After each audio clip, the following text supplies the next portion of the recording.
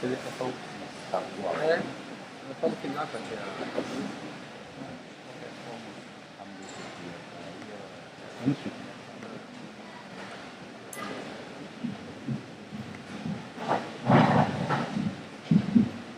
Minhas amigas, meus amigos, muito boa noite. Sejam todos muito bem-vindos. A alegria que sempre, a alegria que se renova, desse contato fraternal que temos aqui nas nossas reuniões de estudo aqui no Instituto de Cultura Espírita. E hoje damos sequência ao nosso curso História do Cristianismo, de Moisés a Kardec, uma análise espírita. Então, o nosso curso teve o primeiro módulo no domingo atrasado. No domingo passado nós tivemos que parar, porque passamos o dia todo no encontro da Associação Médica Espírita, não teria como conciliar esses horários. Mas hoje nós damos essa sequência, são 4 módulos, do nosso curso História do Cristianismo. O primeiro módulo falou sobre os precursores do cristianismo, e hoje nós falaremos, o tema do nosso módulo será Jesus e o proto-cristianismo. O Fernando está designado para essa tarefa, para a apresentação, e como de costume, aos domingos, nós deixamos as informações sobre os trabalhos do Instituto para após a apresentação. Então, com a palavra, o nosso companheiro Fernando Bezerra. Mas tem a pressa. Estamos apressados no horário. Por favor, né? Então, vamos pedir para o Jorge, que já está aqui, já estava compenetrado aqui para a pressa. Boa noite a todos. Vamos unir os nossos pensamentos. E nessas reflexões, dentro dessa compreensão maior acerca da trajetória do cristianismo na Terra, que a partir dessas compreensões, desses estudos, possamos adequar-nos à proposta do Cristo, não mais integrado a uma igreja, mas sim ao templo interior na construção do reino dos céus que está dentro de nós. Construindo esse reino dos céus, com certeza, iremos ampliar o amor, a fraternidade, a justiça, para a construção de novos dias, de novos horizontes espirituais, acima de tudo, para essa terra, esse planeta que ainda enfrenta dificuldades de toda ordem, essencialmente a de ordem espiritual. Que a paz, a harmonia possa reinar em nossos corações, hoje e sempre, que assim seja. Agora, então, após a prece, passa a palavra ao Fernando Bezerra, que faz a apresentação desse nosso tema de hoje, Jesus e o proto-cristianismo.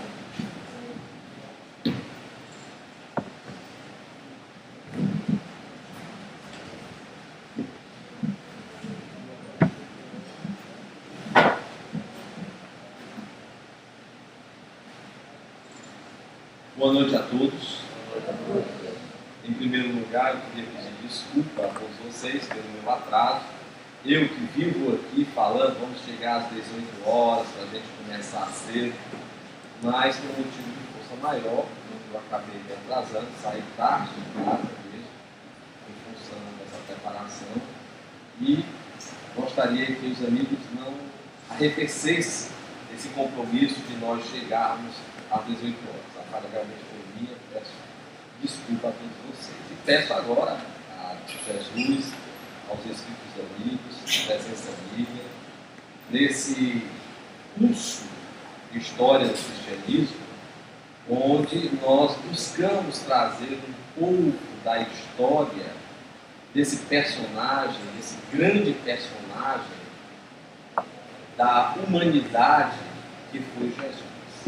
Ele, para nós, é o caminho, a verdade e a vida, é a luz do mundo, é o sal da terra, e sem ele, nós, comunidade cristã, estaríamos como náufragos em meio ao imenso oceano. Só temos a agradecer a Deus por ter enviado este governador que, diante da sua proposta, da responsabilidade que tem de nos guiar a Deus como irmão mais velho, nos acolheu com amor, nos exemplificou o amor, nos mostrando a sua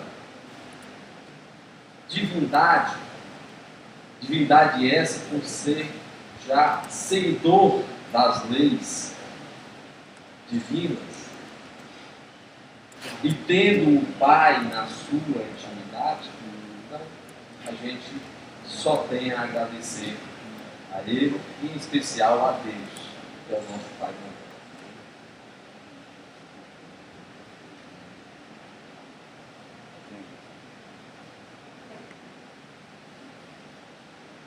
A história do cristianismo, a gente,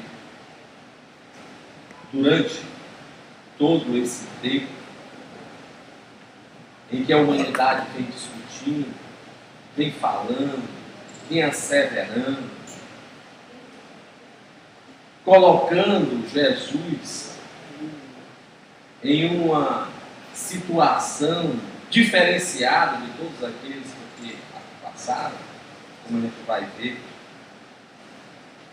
durante essa exposição. Ele, sem dúvida, marcou uma era, é a nova era, é a partir dele que nós temos o nosso calendário, o calendário cristão, que é acompanhado por quase toda a humanidade. Aqueles que não acompanham têm os seus em paralelo, porque tem que acompanhar o calendário da humanidade, que é o dele. Então, muitas discussões, muitos estudos, muitas pesquisas, para decifrar esse homem, Jesus, esse personagem da história. E a primeira questão é: Jesus, na sua natividade, como é que ela ocorreu? Porque em Malaquias 5:2, ele diz que Jesus nascerá o Messias nascerá em Belém, que é uma cidade pequena demais para figurar como um grupo de milhares de Judá. De ti me sairá o que há de reinar em Israel, e cujas origens são desde os tempos antigos, desde os tempos da eternidade. Então, coloca que Jesus vai nascer em Belém. E em Isaías, a gente vai ver ele colocar também, só um instantinho.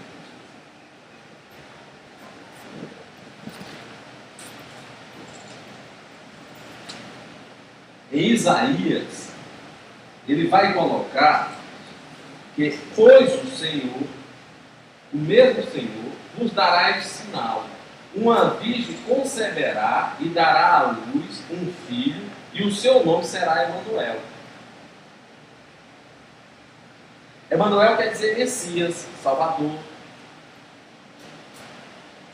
Então nós temos aí duas profecias que se estabelecem para a vida do Messias. Em Malaquias e em Isaías.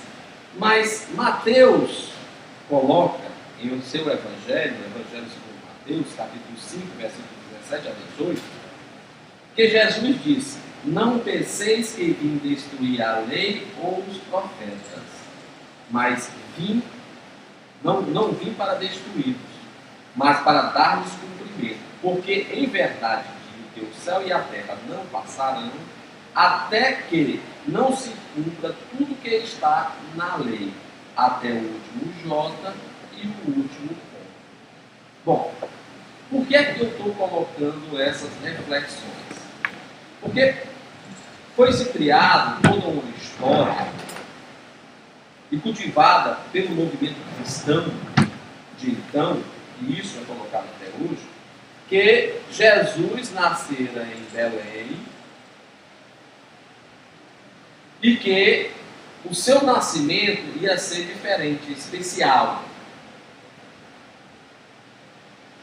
através do Espírito Santo, onde um anjo avisa Maria que ela iria conceber o Messias.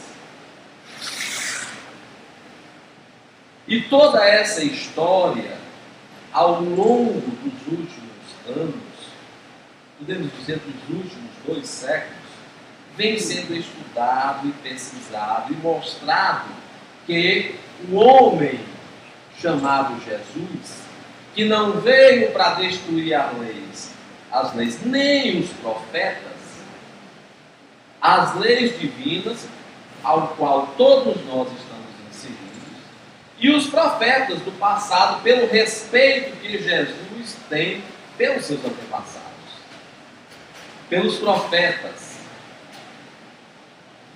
Então, ele coloca que não vem destruir nenhuma e nem outra. Então, o homem Jesus sim nasceu de uma união conjugal, de uma relação carnal, onde José e Maria, através dessa relação, possibilitou a concepção de Jesus. Quanto à questão dele ter nascido em Belém, hoje os historiógrafos contestam quase que unanimemente a essa possibilidade por alguns fatos históricos e até mesmo a grande dificuldade de você colher material histórico para tal. Se não, vejamos.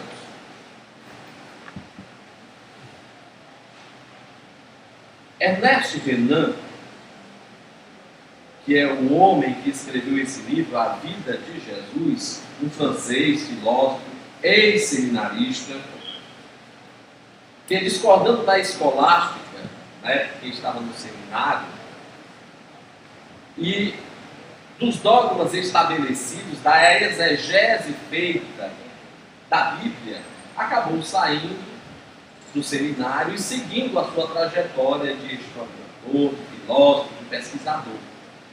E nessa trajetória ele escreveu esse livro, A Vida de Jesus. E ele diz o seguinte: ignora-se a data precisa de seu nascimento.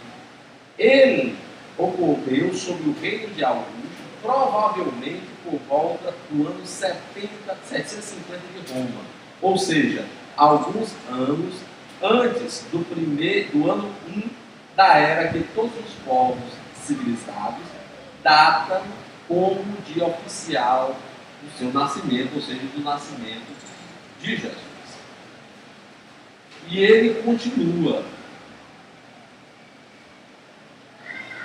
Diz o seguinte: Jesus nasceu em Nazaré. Isso é uma suposição do Ernest Renan.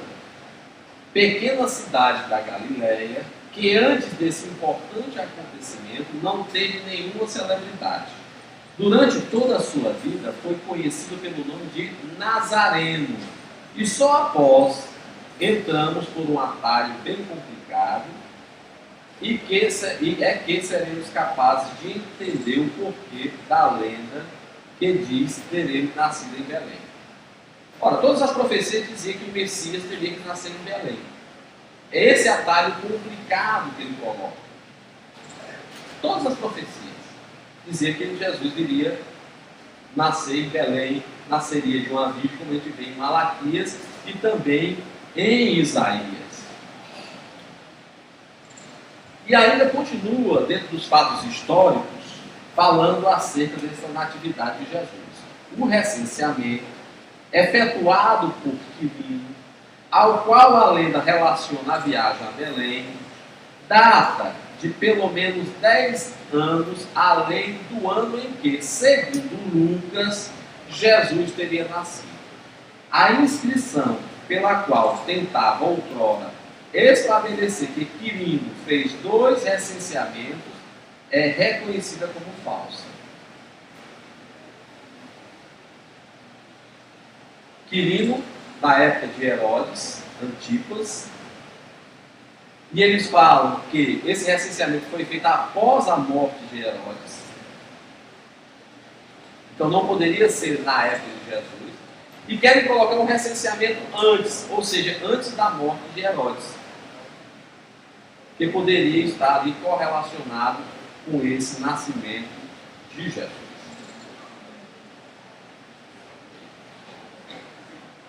E ele continua: a ausência desse relato em Marcos e as duas passagens paralelas em Mateus 13, versículo 54, e Marcos, capítulo 6, versículo 1, nas quais Nazaré aparece como a terra de Jesus, provam a ausência de tal lenda no texto primitivo que forneceu um esboço narrativo dos evangelhos atuais de Marcos e de Mateus.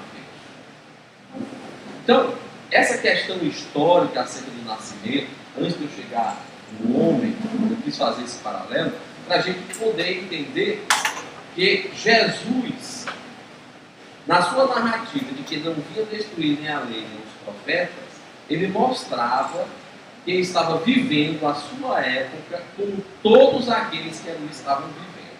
A diferença é que ele, Jesus, tinha o conhecimento da sua identidade real. Diferentemente de nós, que estamos trilhando esse caminho da evolução para chegarmos à pureza que Jesus já havia chegado.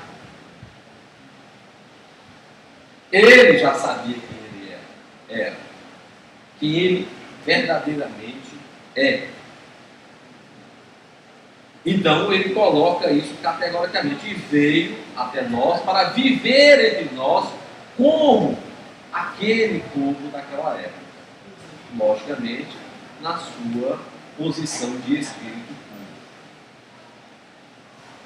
Francisco Cajazeiras, no seu livro Elementos de Teologia Espírita, no capítulo 18, diz: olha, foi somente no ano de 354 da nossa era que o movimento cristão, então dominante, instituiu o dia 25 de dezembro por data comemorativa da Natividade de Jesus. A verdade é que, do ponto de vista histórico, diante da documentologia disponível, torna-se praticamente impossível a determinação de seu nascimento. Então fica complicado hoje tentar desenvolver uma ideia, um pensamento real em cima de documentação acerca do nascimento de Jesus, onde foi, quando foi. Mas que ele nasceu de uma relação carnal, teve uma infância e, como toda criança da sua época foi educada de acordo com os padrões e costumes da época, o ensino, geralmente, na grande maioria, era passado via oral, principalmente os ensinamentos da Torá, em que Jesus foi educado por ser um judeu, filho de judeu. E esse ensino oral, diz Ernesto Renan, que muitas vezes eles pegavam aquelas escrituras e faziam com que se decorasse cada uma daquelas palavras. E ele era lido depois como decorado. Não é que ele aprendeu a ler. Lógico que Jesus era um espírito diferenciado. Isso não é levado em conta pelos historiógrafos. Um autodidata por natureza naquela época, assim conhecendo nós, fazendo uma analogia ao nosso momento, daquelas pessoas que aprendem sozinhas, se comunicam só. Tem crianças que aprendem a ler e escrever só. Eu conheço uma que aprendeu a ler e escrever só, praticamente. Convive no nosso meio. Então, autodidata. E Jesus, um espírito puro, com certeza, diferenciado de tudo isso. Teve a sua infância, a educação pelo seu pai Moisés, que ensinou também o ofício da carpintaria, teve o amparo e o amor da mãe, como toda a criança, e começou a se destacar no começo ali da sua puberdade, conversando com os doutores da lei, e a partir de então há uma obscuridade total acerca de que teria feito Jesus, de como ele teria vivido, mas com certeza vivendo a vida de todo o homem ali de Nazaré. de acordo com as necessidades e com a cultura da época. Trabalhou com seu pai e seus irmãos. Os historiadores defendem que Jesus teve irmãos, inclusive mais velhos, porque Maria teria sido o segundo casamento de José, que ele era bem mais velho. E Jesus conviveu com os seus irmãos, com a sua família, dentro daquilo que era comum numa sociedade judaica. Então, nada de diferente acerca dessa vivência de Jesus, como criança, como adolescente, e chegando também na sua fase adulta. Ernest Renan, ele diz o seguinte: qual foi a linha de pensamento de Jesus durante esse período obscuro de sua vida? Esse que ninguém consegue explicar. Por quais meditações ele iniciou sua carreira profética? Não sabemos. Sua história chegou até nós sob a forma de narrações esparsas e sem uma exata cronologia. Mas o desenvolvimento da natureza humana é o mesmo em toda parte, e não há dúvida de que o crescimento de uma personalidade tão poderosa como a de Jesus tenha obedecido a leis muito rigorosas. E ele diz, uma alta noção da divindade, que ele não deve ao judaísmo e que parece ter sido a criação de uma grande alma, foi de alguma forma a origem de todo o seu poder. Ou seja, aquilo que eu falei, Jesus já estava inserido numa sociedade, mas Jesus é o Espírito puro. Ele estava naquela sociedade como Espírito puro encarnado. Então todas as suas possibilidades cognitivas, toda a sua inteligência, toda a diferença que se fazia do ponto de vista moral e do ponto de vista intelectual, já estava nele, era patrimônio de Jesus, pela sua pureza. Que é isso que nós estamos trabalhando para um dia alcançar, chegar. Buscar essa condição de Espírito puro. Naquela época, Jesus já vivenciava isso. Porém, os historiadores não são espíritas e não pensam dessa forma. Acham que Jesus foi um grande profeta ou um grande revolucionário que mudou todo aquele pragmatismo fundamentalista da sociedade judaica, colocando sob novas formas o entendimento do ser, da divindade, do próximo. O nosso entendimento como espírita já faculta uma outra visão acerca de Jesus. E que esses mesmos pesquisadores, mesmos historiadores, um dia vão ter que reconhecer. Então, a grande missão de Jesus era estabelecer definitivamente a unicidade de Deus. A ideia do Deus único, do Deus de todos. Esta era a grande missão de Jesus. E o Carraseiras coloca no seu livro A Evolução da Ideia sobre Deus, dizendo que sua missão precípua, acelerar o progresso anímico da humanidade, e isso aconteceu de uma forma que não pode ser dita diferente por ninguém, por nenhum pesquisador, por nenhum historiador, mudou a face do planeta mundo a partir de Jesus, através de uma tomada de consciência por parte da população terrena, da vida futura e do exercício do amor para com a divindade e para com toda a criação. Então Jesus é um divisor de águas. Um divisor de águas que nenhum outro profeta,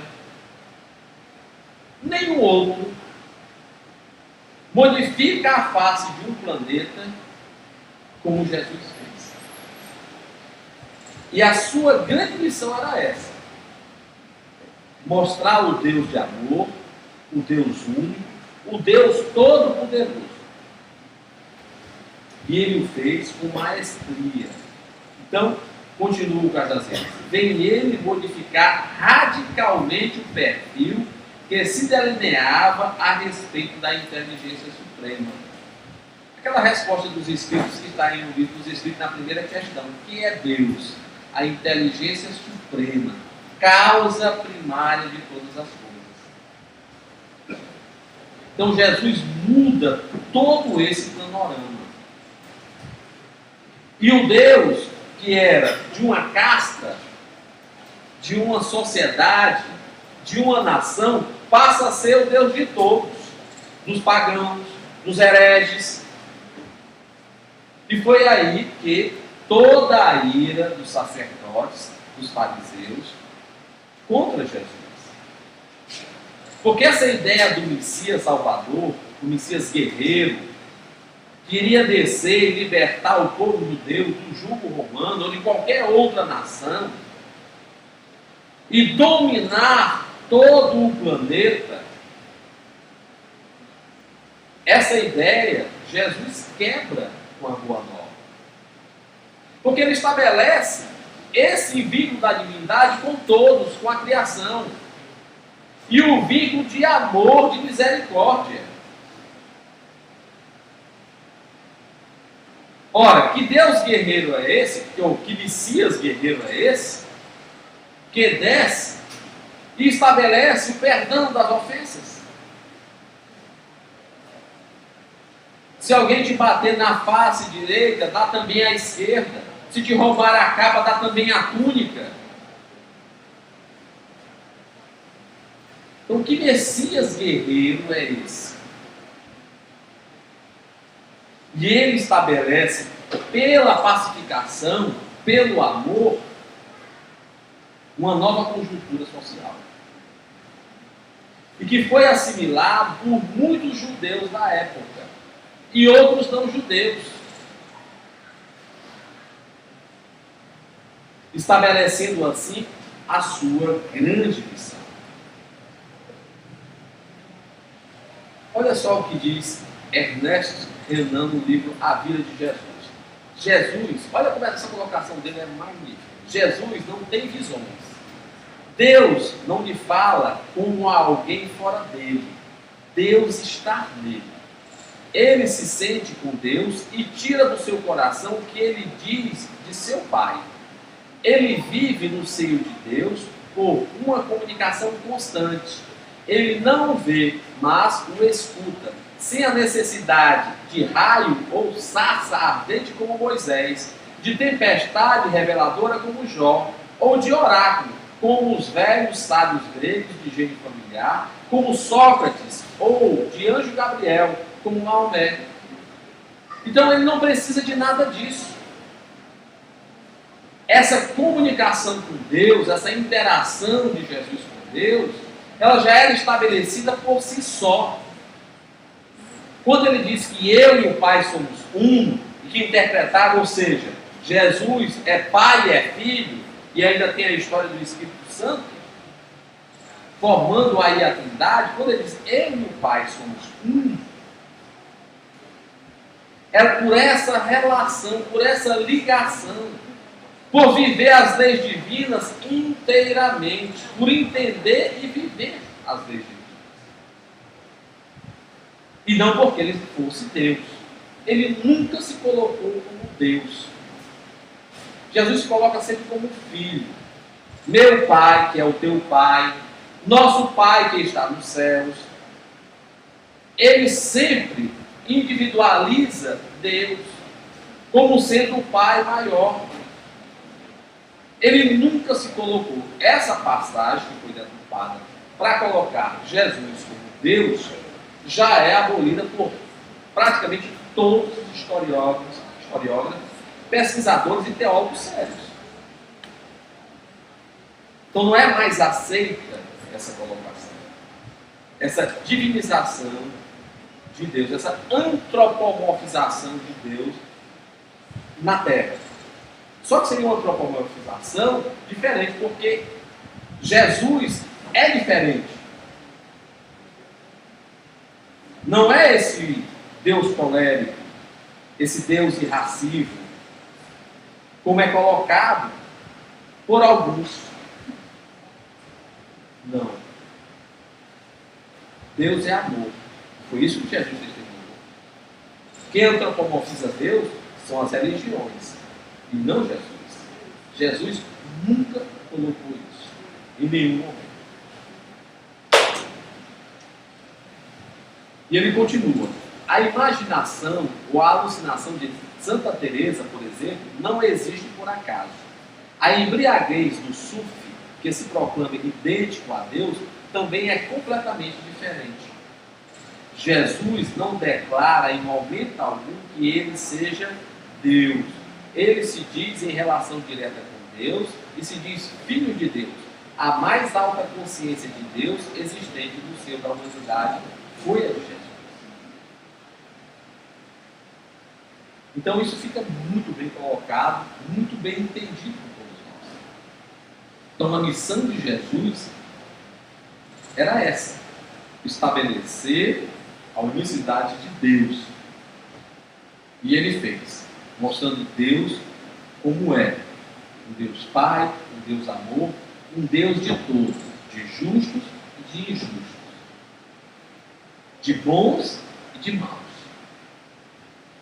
Então Deus ama a todos igualmente.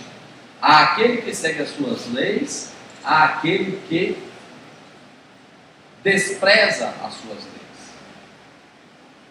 Ele ama e trata a todos igualmente.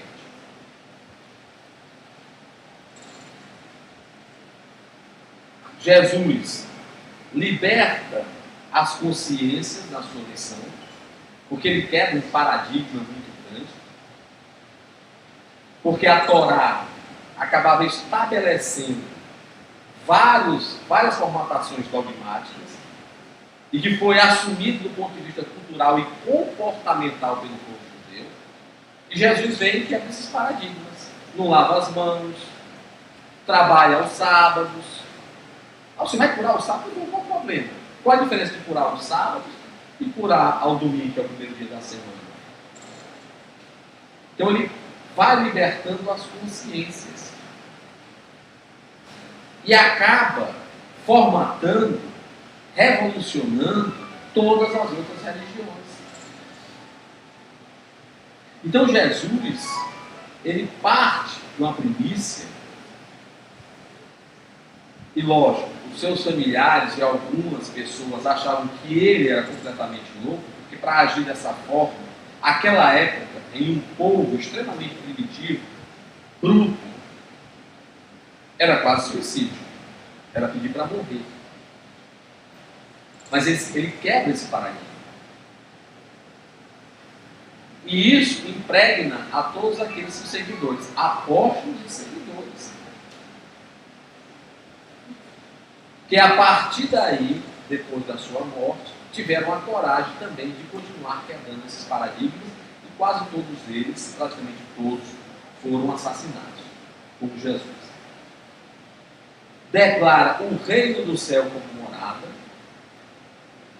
ou seja, toda aquela ideia de que se iria herdar a terra e que das pedras iria brotar leite e mel, toda essa ideia de coisa pungente, farta, de dominação total, material, deixa de existir. Porque o reino que ele coloca é o reino espiritual, que não tem títulos de nobreza, que não tem carruagens, que não tem ouro, que não tem diamante, que não tem prataria. Então ele estabelece, a partir desse reino dos céus, da pátria espiritual, uma nova perspectiva para o espírito, para o ser encarnado e para o espírito, que eram aqueles que lá estávamos e que fizemos parte da história da humanidade. É provável que alguns daqueles que estão encarnados hoje estivessem lá na época de Jesus e desprezaram a sua mensagem, porque aqueles que ouviram, entenderam e seguiram, com certeza caminharam muito bem. Então Jesus estabelece um novo patamar para a humanidade. E isso, logicamente, traz toda uma possibilidade de felicidade futura. Porque a felicidade não é mais estabelecida em o ter, em coisas materiais, em saciar-se com a comida, com o ouro, com a justiça, porque todos seriam iguais. Então essa perspectiva que Jesus traz desmonta, muda tudo, mas ainda é muito pouco utilizada pelas religiões cristãs. Muito pouco observada essa missão de Jesus por parte das religiões.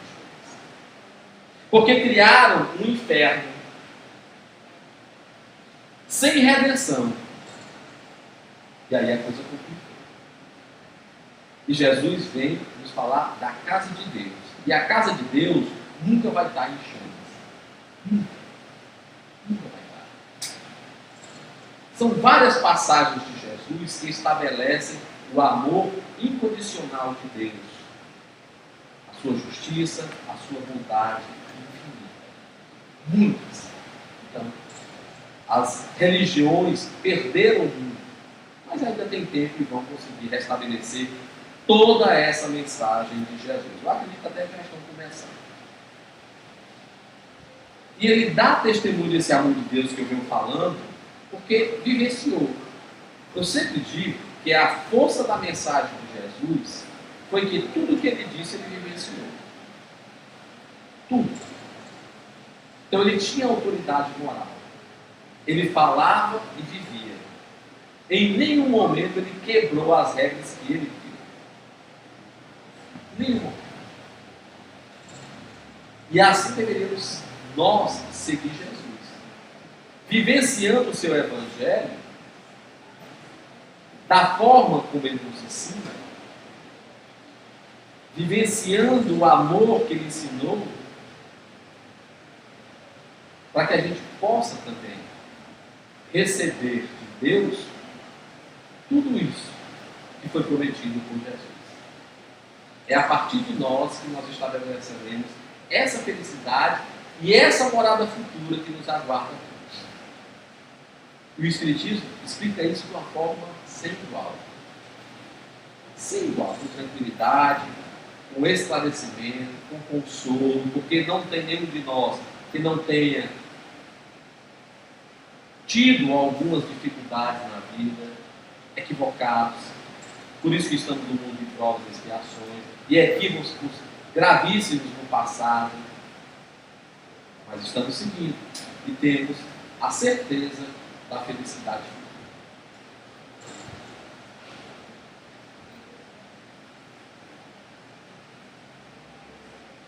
No livro Evolução da Ideia sobre Deus, olha só, Francisco Carlos coloca que Jesus vem ele modificar radicalmente o perfil que se delineava a respeito da inteligência suprema. O Deus, eu repeti isso aqui, não sei porquê. O Deus antropomórfico, guerreiro, irracível, parcial, impiedoso, nacional e exclusivista, nada ou quase nada restou, após a sua descrição e caracterização analógica do Pai Celestial. Ou seja, porque é o Deus de todos, o Deus de todos nós. Não é com uma nação, nem com um grupo religioso, é um Deus de todos, que olha por todos, que vela por todos. Porém, essa teoria de que Jesus não existiu, ele veio começar praticamente na época do Iluminismo, na Europa. E eu tracei a título de informação que a teoria do mito do Cristo, também conhecida como hipótese da existência de Jesus, mito de Jesus, Jesus mítico, ou ainda teoria do mito de Jesus, concebida durante o Iluminismo, mais notavelmente no século XIX, questiona a existência de Jesus de Nazaré com diferentes graus de ceticismo. Então, vários foram aqueles que tentaram colocar e provar, do ponto de vista filosófico, porque não tinha como provar isso documentalmente, que Jesus não existiu, que que ele foi uma criação de um povo, de alguns seguidores, que criaram uma história, uma fábula de um homem que existiu. E isso é fantasioso, é muito complicado, como a gente vai ver lá na frente. Então, um dos mais eminentes foi esse senhor chamado Bruno Bauer, que nasceu na Alemanha, em Heisenberg, e desencarnou em Hitzdorf, também na Alemanha. Era filósofo, teólogo, historiador alemão. E ele investigou as fontes do Novo Testamento e concluiu que o cristianismo primitivo foi tributário do estoicismo, mais que do judaísmo. E ele diz que Jesus foi um mito estabelecido no século II, a partir da fusão de elementos das teologias judaica, grega e romana, dizendo que as verdadeiras forças originárias do cristianismo teriam sido Filo, Seneca e os gnósticos. Então ele é considerado o papa do ateísmo e da teoria, daqueles que asseveram a teoria do mito de Cristo. Esse aqui, Constantin François, conhecido como Conde de Gonês, filósofo francês, historiador e teologista, nasceu em Troyes, desencarnou em Paris, no dia 25 de abril de 1820. Também seguidor de Baal, asseverava que Jesus não existiu. Quando ele foi um dos primeiros autores a questionar a historicidade de Jesus. E esse daqui é um inglês, nosso contemporâneo, Christopher Hitchens, que nasceu na Inglaterra, em Portsmouth, e desencarnou em Washington, em dezembro de 2011. Foi jornalista, escritor e crítico literal britânico. Ele é considerado um dos mais proeminentes expoentes do moderno ateísmo, o neo-ateísmo, que é conhecido.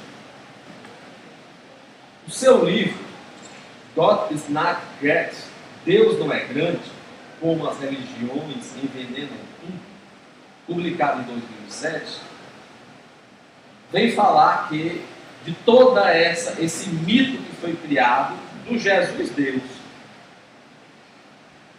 e da farsa das religiões que utilizam-se desse conhecimento,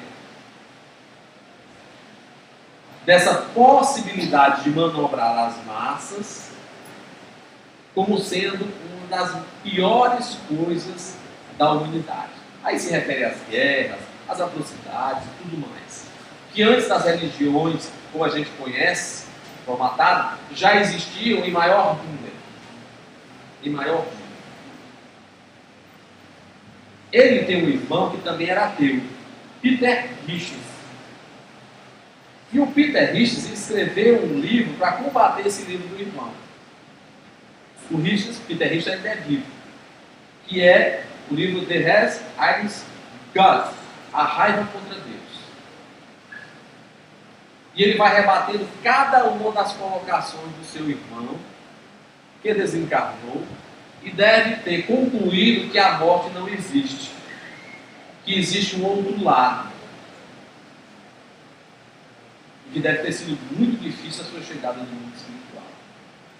Isso não quer dizer que ateus materialistas não possam ser recepcionados por bons espíritos, não possam ser recepcionados em função do que falaram, do que pregaram. Porque existem materialistas, ateístas, que são humanitários, que olham o próximo como um ser humano, mesmo não acreditando que há espírito, que vai sobreviver depois da morte, que existe um Deus bom e de amor, e agem por humanidade. Mas a grandíssima maioria dos materialistas e ateus acabam de alguma forma criando uma virulência inútil, que é muito complicado. Existe um, que é esse aqui, o Christian Dawes, que ele é extremamente intolerante com as religiões e com os religiosos, e com as pessoas que cultuam a religião. E ele tem alguns seguidores. Esse seu livro, Deus, um Delírio, isso traduzido para o Brasil, na tradução em Portugal foi a desilusão de Deus, ele coloca essa divagação da humanidade e da perspectiva de um Deus que não existe, que não nos espera, que não tem nada a nos dar de amor, a não ser a humanidade consciente que aqui está e que pode fazer alguma coisa por aquele que está próximo.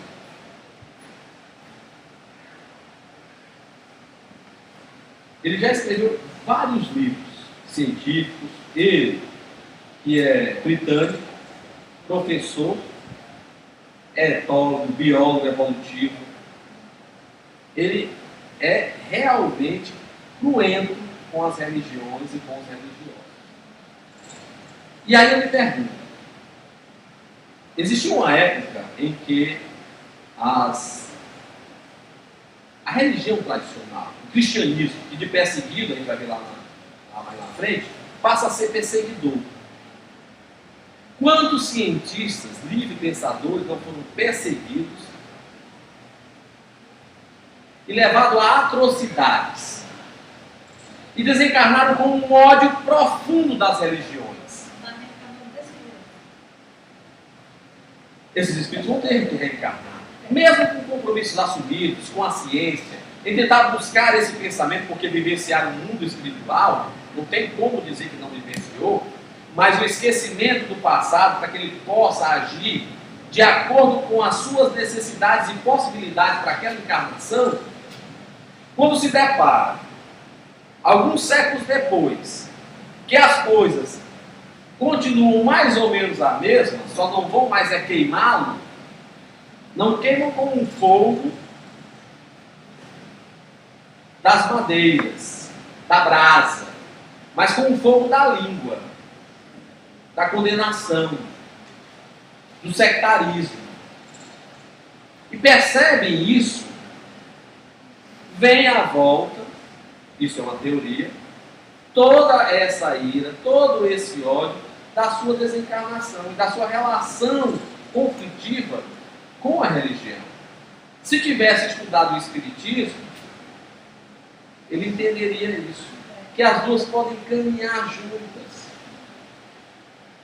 Mas não, acabam se deixando levar por toda a indignação, por todo o ódio construído no passado. E acaba perdendo uma grande oportunidade na sua encarnação. Isso é uma teoria, uma tese. Uma tese. Porque existem também alguns religiosos que achavam-se próximo a Deus, quase ali sentindo o bafo de Deus nos ouvidos, que quando desencarnam, pelas suas atitudes, pelos seus comportamentos,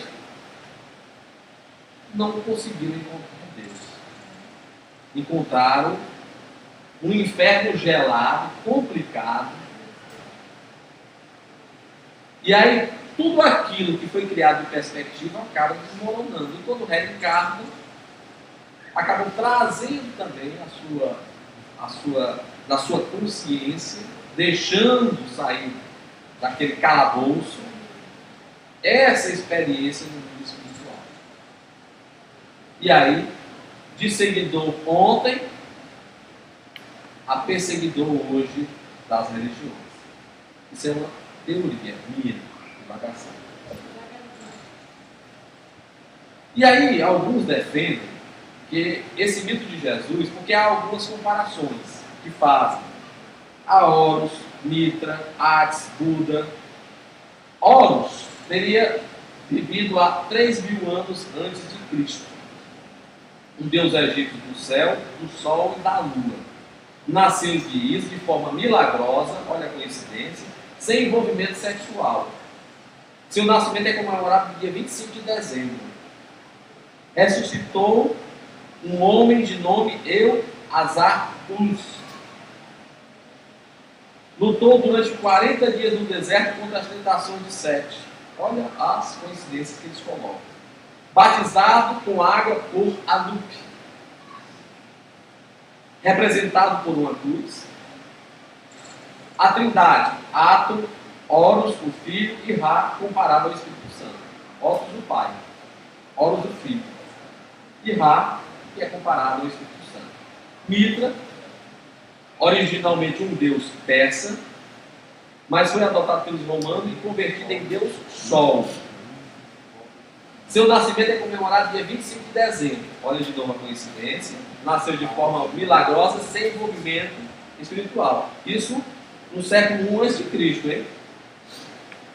Pastores vieram adorá-los e presenteá-los com ouro e incenso. Viria livrar o mundo do seu irmão maligno. Aí já tem outro nome. Arimã, o Arimé. Já não era o Tinhus. Era considerado um professor e grande mestre viajante. Teve 12 companheiros ou discípulos. Olha só as relações que eles fazem. Executava milagres, foi enterrado em um túmulo e após 3 dias levantou-se outra vez. Sua ressurreição era comemorada a cada ano. Aques viveu 1200 anos antes de Cristo, nasceu também em 25 de dezembro, nasceu de uma virgem, foi crucificado, morreu, foi enterrado e ressuscitou no 3º dia.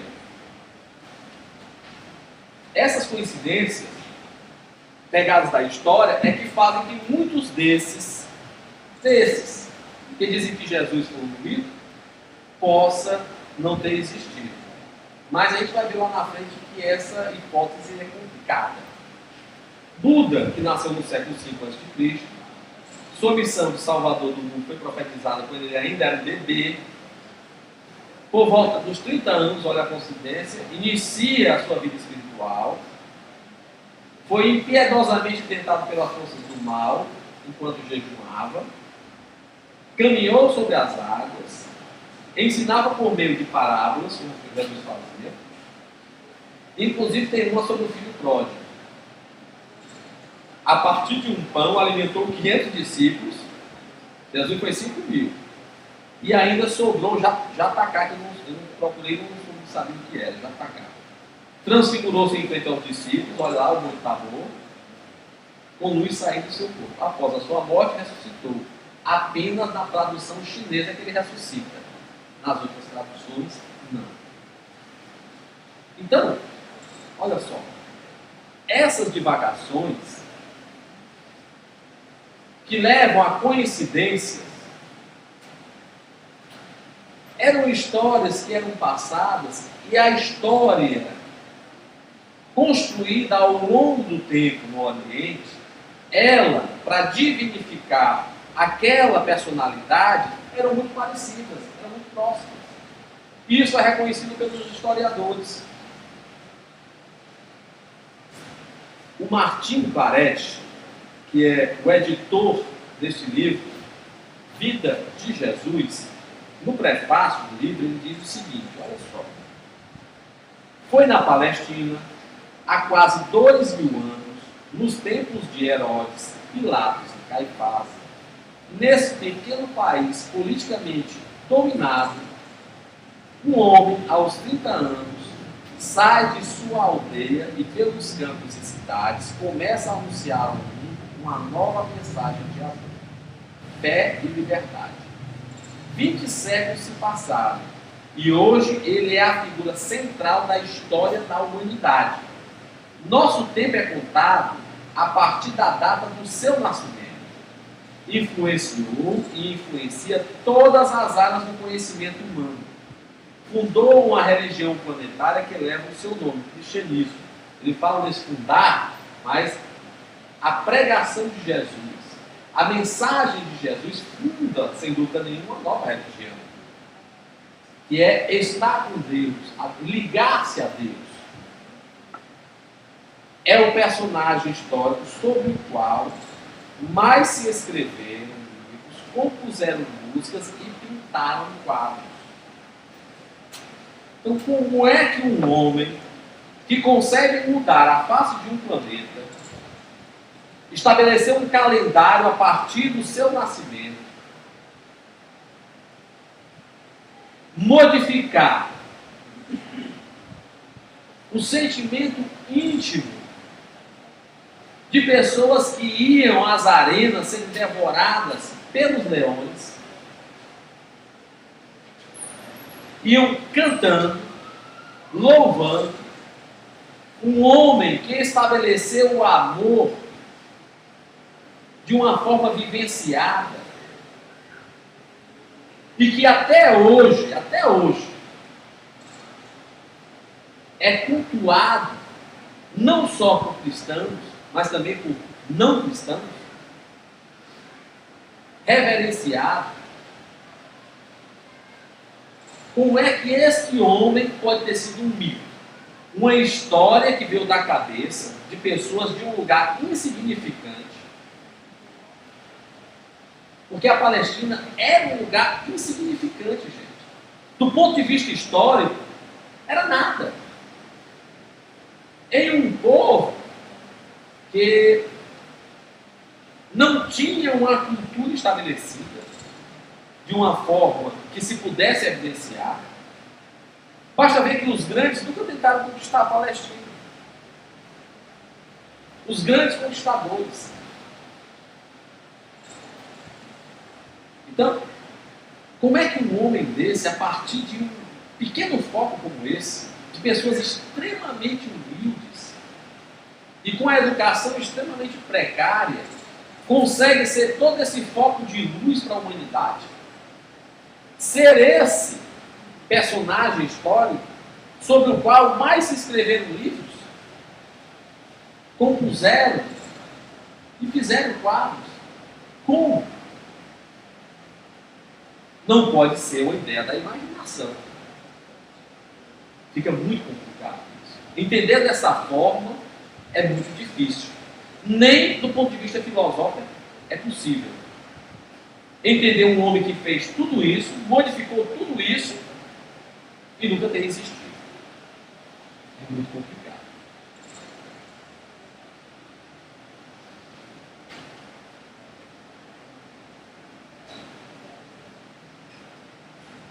Ernest Renan,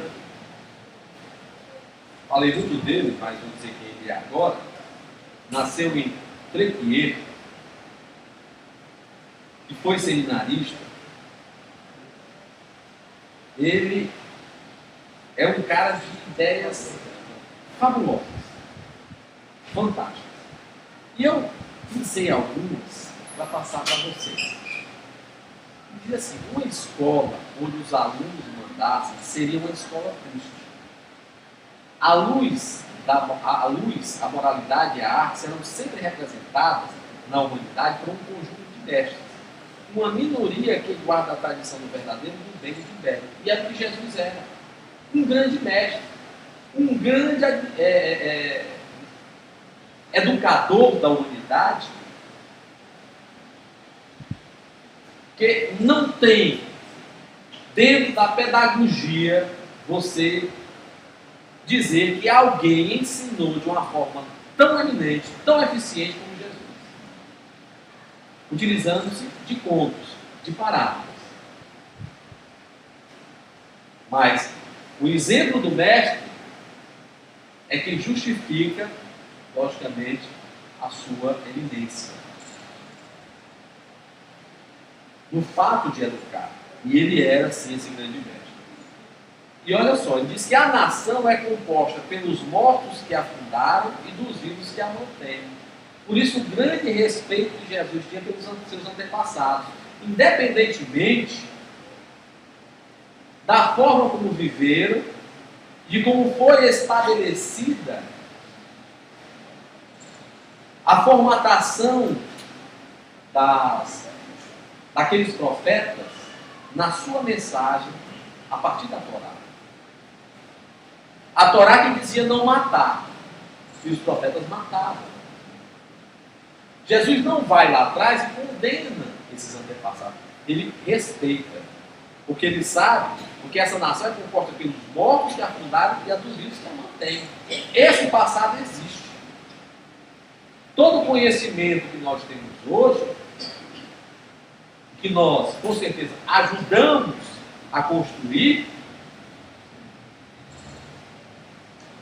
tem os nossos irmãos do passado, que foram aqueles primeiros que se debruçaram verdadeiramente e que deixaram para nós.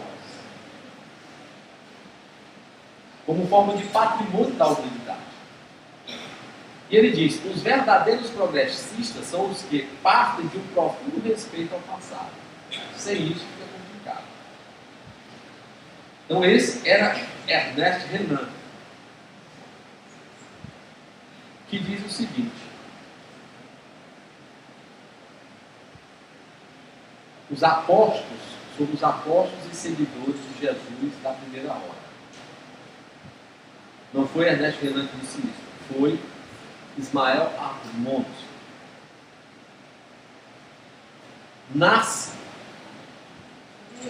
Nesse paraíso terrestre, que as grandes revoluções da história até aquele momento pouco atingiram, vivia uma população em perfeita harmonia com o próprio lugar. Ativa, honesta, cheia de sentimento alegre e terno pela vida. O lago de... aqui está faltando um órgão. O lago de Tiberíades é uma das bacias hidrográficas mais viscosas do mundo. As famílias de pescadores formavam uma sociedade doce e cordável, estendendo-se em numerosos laços de parentesco por todo o cantão do lago que descrevemos. Nada do que se chama civilização, no sentido grego e mundano, havia penetrado entre eles. Jesus encontrou ali sua verdadeira família. Cafarnaum tornou-se sua cidade, e no meio do pequeno círculo que o adorava, ele esqueceu seus irmãos céticos, ingratos. Ingratos, isso aqui eu tinha mudado, gente, é porque o computador deu um pânico quando eu estava vindo para cá. Por isso que eu demorei também. Meu filho que ajudou a salvar no final do filme. A ingrata Nazaré e sua incredulidade zombeteira. Então, diz o Ismael Armond, que é filho do Edgar Armond, que escreveu aquele livro muito conhecido no movimento espírita, o pai dele, Edgar Armond, escreveu Os Exilados de Capela. Então, ele, nesse seu livro Cristianismo Primitivo, coloca muito bem essa identificação de Jesus com aquele povo, com os seus sentimentos religiosos e a não contaminação da civilização. A não contaminação da civilização dentro daquele povo. E ali ele criou um ambiente propício para começar a sua boa nova, a sua missão.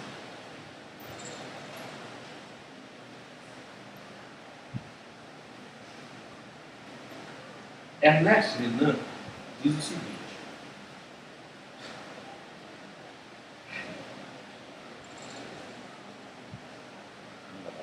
isso aqui é o seguinte, gente, é porque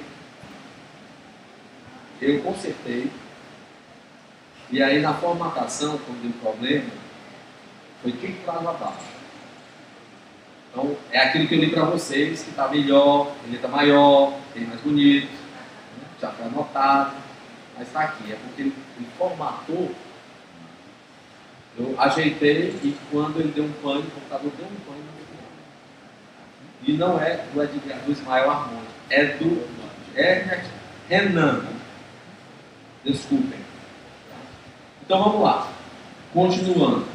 Esquece o Ernest, o Ismael Armond, por enquanto. Ele vai voltar já já. Bom, Jesus teve vários seguidores e apóstolos. Foi lá, né, em Cafarnaum, que ele arregimentou os seus seguidores, os seus apóstolos. Né? São eles, que a grande maioria de vocês conhece: Pedro, André, Tiago Maior, João, Felipe, Bartolomeu, Tomé, Tiago Menor, Mateus, Simão, Zelote, Judas Iscariotes e Judas Tadeu. Então, todos eles, esses apóstolos, eles acabaram incorporando a mensagem do Cristo e sendo seus seguidores diuturnamente. Jesus, dizem alguns historiadores, viveu na casa de Pedro. Ele fazia sua morada lá, quando estava em Cafarnaum. era sua morada, tinha uma intimidade, uma proximidade muito grande com ele, mas também tinha com João e com outros apóstolos. E isso, logicamente, trazia algum ciúme entre os apóstolos, mas esses eram os da primeira hora, os seguidores de primeira hora de Jesus, os apóstolos, que estiveram com ele, caminharam com ele. Pedro, e aí há uma controvérsia, diz que ele foi mártir em Roma. Alguns historiadores asseveram que Pedro não esteve em Roma. Jorge disse que não esteve em Roma. Jorge já estudou, já pesquisou, disse que Pedro não esteve em Roma e não botou lá a pedra do papado. Construiu a igreja. Não, né, Jorge? Já alguns historiadores também asseveram que não. Mas foi crucificado de cabeça para baixo porque o Nero, segundo o relato da história, a própria pedido seu, por não sentir valor suficiente para ser crucificado com Jesus crucificado. André, que foi para a terra dos canibais, que hoje são os países que compuseram a ex-União Soviética, região identificada por Sítia, por Eusébio de Cesareia. Os cristãos daquela região atestam que ele foi o primeiro a levar o evangelho para lá. Ele também pregou na Ásia Menor, hoje conhecida como Turquia, e na Grécia, onde foi martirizado. É considerado o fundador da igreja em Bizâncio, que é hoje Turquia, Constantinopla, e atualmente Istambul. Motivo pelo qual é considerado o primeiro patriarca de Constantinopla. Tomé foi provavelmente o mais ativo dos apóstolos ao leste da Síria. Uma tradição informa que ele pregou até a Índia. Uma tradição. Né? Alguns historiadores não concordam com essa posição. Os cristãos indianos chamados Martoma, uma denominação muito antiga dentro do cristianismo, o reverenciam como o fundador dela. Felipe possivelmente teve um ministério muito poderoso em Cartago, no norte da África, e então na Ásia Menor, onde a mulher de um procônsul romano se converteu. Mateus que era o publicano, coletor de impostos, escritor dos evangelhos, ministrou na Pérsia, atual Irã, e na Etiópia. Um dos mais antigos comentários que diz que ele não foi martirizado, enquanto outros dizem que ele foi apunhalado até morrer na Etiópia. Bartolomeu fez viagens missionárias para muitas partes, porém tal informação é passada através de uma tradição.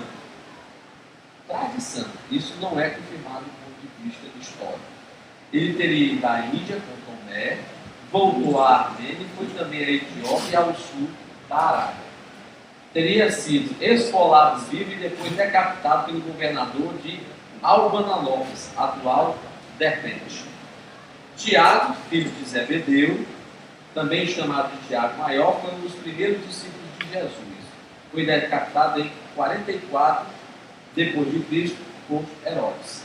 Tiago, filho de Alfeu, também conhecido como Tiago Menor, é um dos pelo menos 3 outros Tiagos referidos no Novo Testamento.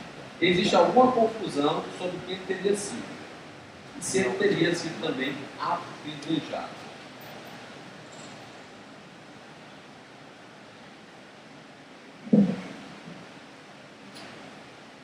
Bom, muitos outros seguidores se fizeram presentes na vida de Jesus.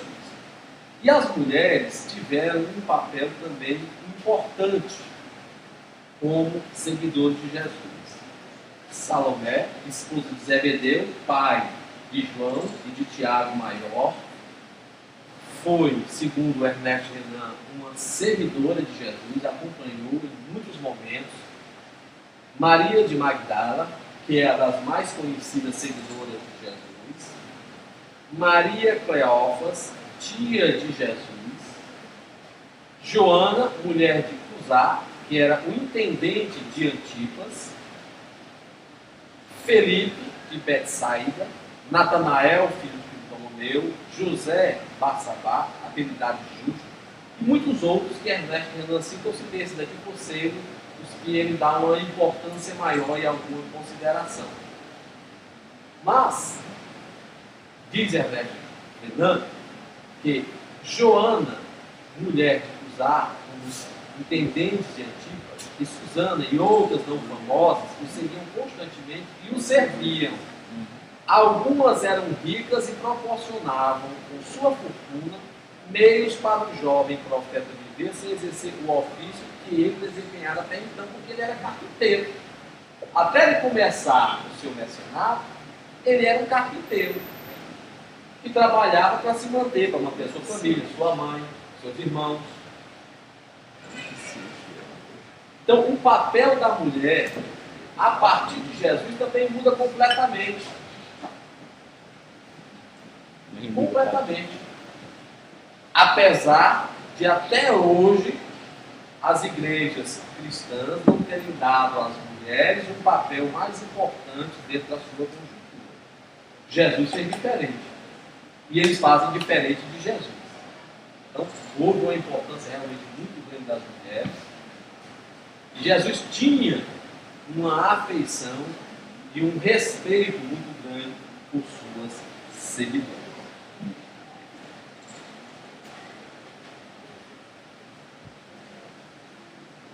Agora, uma das coisas mais impactantes no mecenato de Jesus foi a sua forma de ensinar. O ensino oral fazia parte das tradições daquela época, da tradição judaica, como a gente falou no início. Isso era passado de pai para filho. E aquele povo com pouco conhecimento, um povo que não sabia ler nem escrever, mas identificava através do ensino oral, aprendia. Se hoje nós temos a atenção audiovisual, nós temos uma alfabetização muito grande, que nos faculta a possibilidade de pesquisar, de ler, de ver, de ouvir. Aquela época você só tinha um ouvido, não sabia ler, não sabia escrever. Então tudo que era contado era atentamente recepcionado e introjetado. E isso era passado várias vezes. A Torá era ensinada dessa forma. Jesus recebeu o ensinamento da Torá por via oral, de seu pai, do sacerdote do Sinédrio. Então ele ouvia, apesar, repito, de Jesus ser diferente do Jesus, e da sua possibilidade e capacidade de ler e da sua capacidade de entendimento. Mas ele utiliza-se dessa faculdade, do ensino oral, para fazer a diferença na sua educação como mestre. Naquilo que repassou para a humanidade e para aqueles que seguiam aquela época. Mas perguntaram a Jesus. Então, se aproximaram os discípulos e lhe perguntaram: por que lhes falas por parábolas? Ao que respondeu: porque a vós, outros, é dado conhecer os mistérios do reino dos céus, mas a aqueles não lhes é concedido. Pois ao que tem se lhe dará, e terá em abundância. Mas ao que não tem, até o que tem lhe será tirado. Por isso lhes falo por parábolas, porque vendo, não vê, e ouvindo, não ouvem, nem entendem. De sorte que neles se cumpre a profecia de Isaías: ouvireis com os ouvidos, e de nenhum modo entendereis. Vereis com os olhos, e de nenhum modo percebereis. E continua, está em Mateus capítulo 13, versículo de 10 a 17. Porque o coração deste povo está endurecido de mau grado. Ouviram com os ouvidos e fecharam os olhos. Para não suceder que vejam com os olhos, ouçam com os ouvidos, entendam com o coração, se convertam e sejam por mim curados. Bem-aventurados, porém, os vossos olhos porque veem, e os vossos ouvidos porque ouvem. Pois em verdade vos digo que muitos profetas e justos desejaram ver o que vedes e não viram, e ouvir o que ouves e e não ao rei. Ou seja,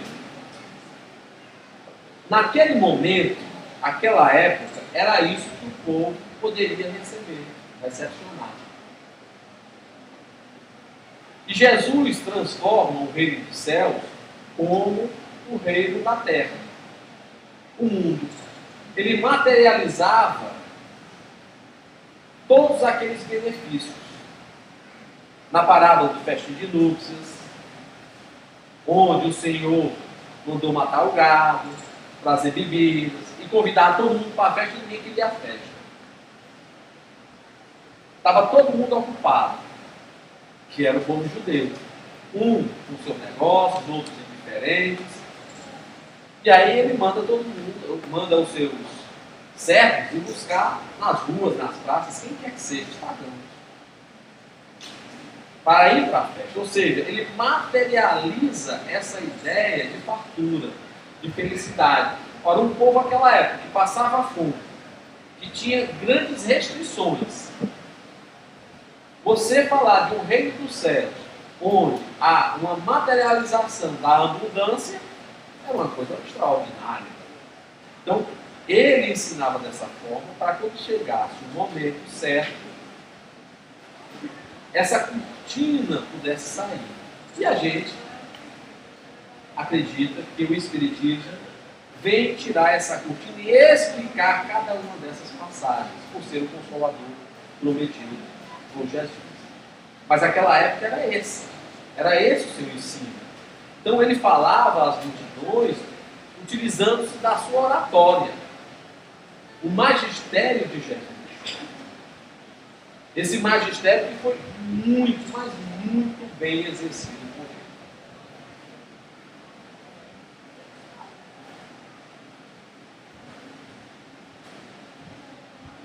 Até então, o cristianismo, os seguidores de Jesus, os apóstolos, sofreu uma perseguição descomunal, fora de conta. Muitos foram assassinados, mutilados. E a história está aí para mostrar e para contar. Só que chegou um momento em que o rei de Roma acaba incorporando o cristianismo como religião oficial de Roma, como a gente vai ver lá na frente. E é tido assim como sendo a primeira religião oficial do cristianismo, mas não é. A primeira vez que o cristianismo se tornou uma religião oficial, e aí sim vem o Ismael Armoni no seu livro Cristianismo Primitivo, foi no ano de 179, 216, da era cristã. No início do século III, o cristianismo pela primeira vez era reconhecido como religião oficial. Isso ocorreu no estado de Ostróhena, após a conversão do seu rei Adgar IX, que corresponde ao seu reinado de 79 a 216. O primeiro rei cristão. Tratava-se de um pequeno reino vassalo de Edesa, junto ao rio Eufrates. Então, foi o primeiro rei a assumir e a atestar o cristianismo. Mas a fama é de Constantino. Porém, sob o controle de Diocleciano, diz ainda Ismael Armoni, e depois com o imperador Galério, foi desenvolvida a última perseguição aos cristãos em todo o império, tendo variado de região para região a severidade na execução dos eventos publicados e, em consequência, a crueldade utilizada na perseguição. Então você imagina como é que deve ter sido isso à época de Jesus. Mas aí, Constantino, que era um general que foi colocado como imperador, ele não vinha de uma linhagem de imperadores, ele era um general que foi colocado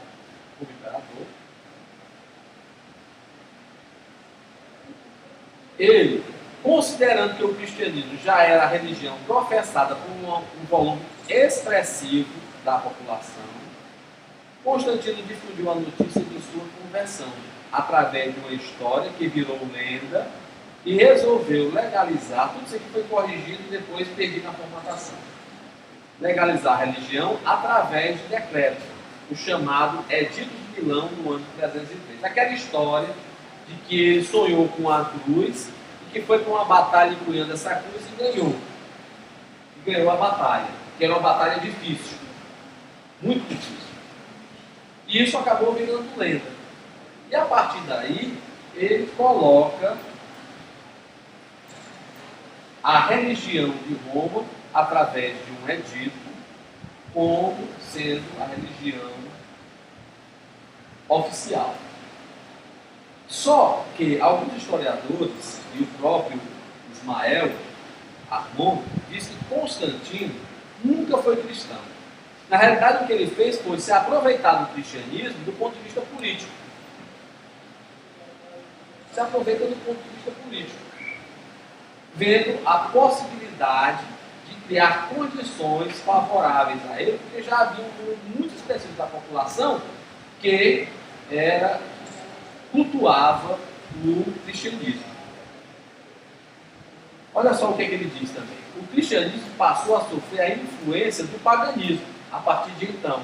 Influência que foi ampliada com a entrega feita pelo imperador Constantino dos antigos templos pagãos às igrejas cristãs ortodoxas.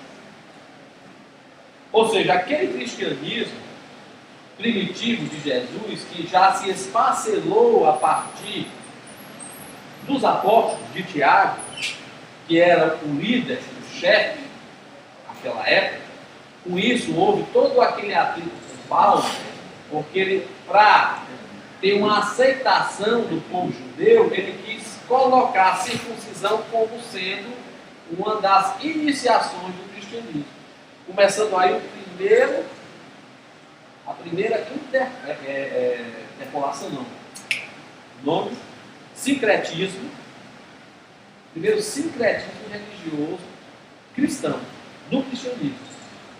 Porque Jesus não permitiu que nenhuma dessas, ele respeitava, porque ele foi circuncisado, como todo judeu, porém, ele não permitiu que nada viesse a modificar ou ser colocada, misturada à sua boa nova. E ele dizia, não se coloca panos velhos, remenda um pano novo com panos velhos. Não se remenda.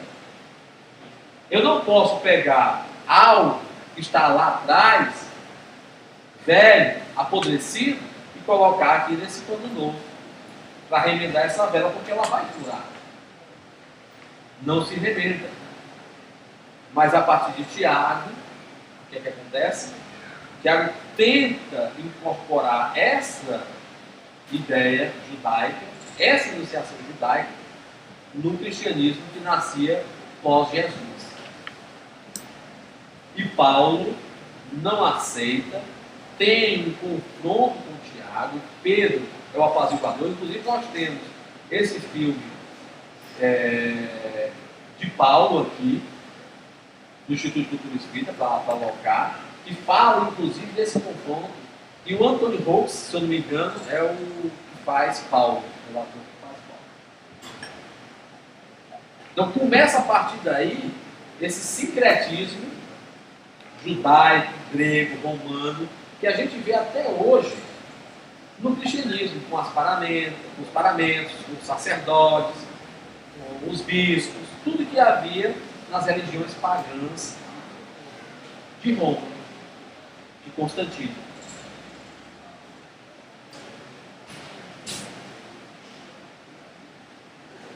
E ele finaliza: assim é que, desconhecendo o sistema do direito popular, que foi instituído lá por Tiago, mas já com esse sincretismo que ele tentou fazer, instituído na Casa do Caminho, voltara a igreja a adotar a figura dos sacerdotes anteriormente criticada por Jesus. Porque Jesus não via essa hierarquia. A única hierarquia que Jesus admitia era de Deus. uma hierarquia societária que se é criada, como Jesus criou, Jesus e os apóstolos, a figura hierárquica era Jesus. O respeito se devia a Jesus. Então, isso era considerado, esse tipo de hierarquia. Mas essa hierarquia sacerdotal, como era no Sinédrio, Jesus não aceitava, não chancelava. E a partir de então, esse proto-cristianismo, o cristianismo primitivo, o cristianismo de Jesus se desfigura total. Renasce na figura do Consolador prometido por Jesus, que é o Espiritismo. Que já tentaram mais uma vez cortar, mutilar, reformadores que querem reformar o Livro dos Espíritos, porque já está ultrapassado. Tem 150 anos, pouco mais de 150 anos o Livro dos Espíritos. Tentaram fazer isso com o Evangelho segundo o Espiritismo. Se não fosse a firmeza do professor José Herculano Pires, que dá nome a esse auditório, isso teria acontecido em São Paulo, a partir da Federação Espírita do Estado de São Paulo, que chamou Chico Xavier a engajar-se nisso. Ele que tinha dado uma entupiada. E a partir daí, a gente vai ver que, se nós, espíritas, que ainda desconhecemos a codificação por inteiro, a doutrina espírita da forma que deveríamos conhecer, estudar, vivenciar, alguns já querem modificar. O cristianismo primitivo de Jesus aconteceu. E olha o que aconteceu com ele. Virou esse caldo cultural, religioso, que hoje não sacia mais a fome daqueles que aqui estão. Há seguidores? Há seguidores. Mas muitos ainda sem resposta. Buscando resposta. Jesus foi e será sempre o guia da humanidade, a luz do mundo. Seguir os seus ensinamentos é dever de todo cristão. E o Espiritismo, a doutrina espírita, nos traz como pedra angular, como farol a nos guiar a sua doutrina, que é essa revivência do cristianismo primitivo de Jesus. Não vamos jogar fora essa doutrina. Jesus, aquele que alguns querem dizer que é mito, que não existiu, mas que foi aquele que mais escreveram, que mais pintaram e que mais compuseram, eu deixo essa música, essa poesia de Bach, na voz da Cicélia, como final dessa nossa explanação. Uma maravilha, uma beleza. Jesus, alegria dos homens, de Bach.